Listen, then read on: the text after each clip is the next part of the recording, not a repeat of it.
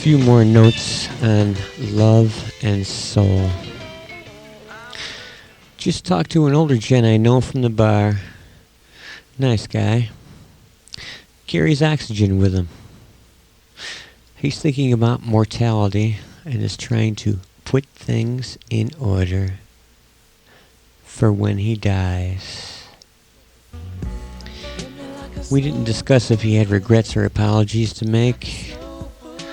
Can't picture that in him. He's a nice guy. He's worried about his soul. I tried to tell him about my current musings about the matter. The conversation didn't last long. He didn't like to hear that his soul may merely be his brain, dead when the heart stops pumping. Perhaps it's the brain that goes to heaven. Perhaps your brain just stays thinking inside the body if they don't burn it. Don't tell me that, he says. He's going to be cremated. Thing is, we don't know. And if someone tells you, you still only have belief. In any case, it's really none of your business. Just don't preach. I know, you've memorized the words and you just can't wait to use them. All these soul-saving words in your brain. A brain much like ours gives us soul. Is our soul. The same brain that retains the information fed to it. The same brain that utilizes this information for its own purposes. Pleasure. The brain that keeps you from pissing yourself after too much beer and a long drive home. This brain also tries to tell you when you had enough, but it doesn't listen to itself because it also says, this is a good time, fuck the consequences. Thing is, you may end up fucking the consequences and looking for a doctor to perform the abortion. But we won't go into lust.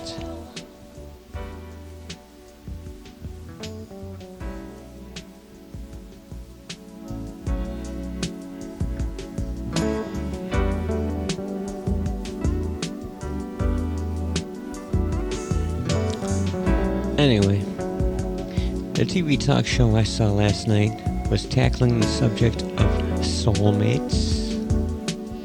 Here we go. The show consisted of 4 panelists and 1 host discussing the subject. One panelist, the Reverend, seems to be pretty much reciting his memorized poems, speeches, self-help, and family values learnings. Cold. This is the way it is, should be mentality. The other 4 were speaking their minds and opinions. But being a man of God, he pretty much knows everything about everything. Even politics.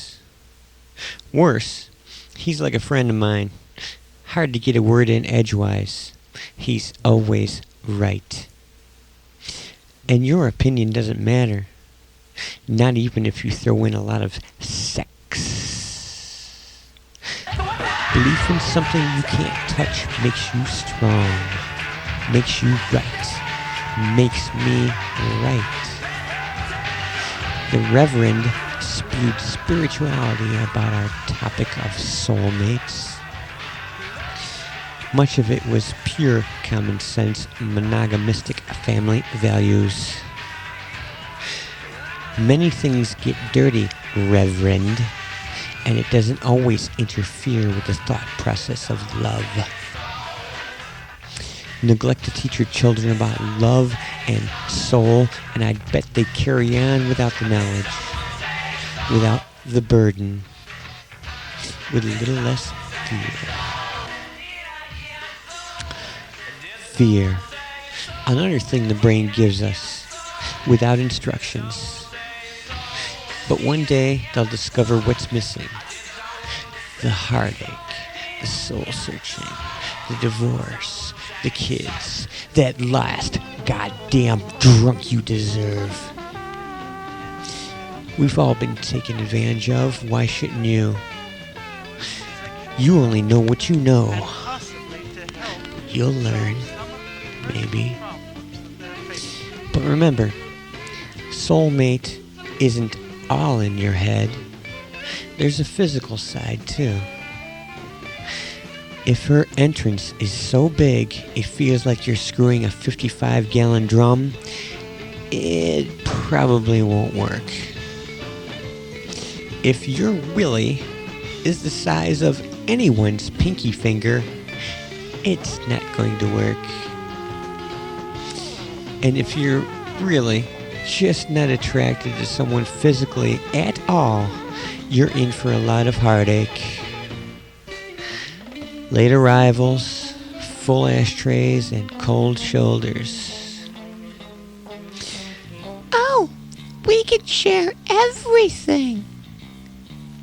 Bullshit. Have my soul. I'm using my brain. Who am I?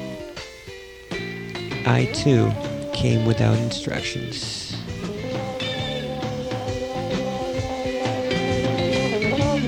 Spastic explosion, two pressure cookers go insane. It makes me act crazy. I shiver but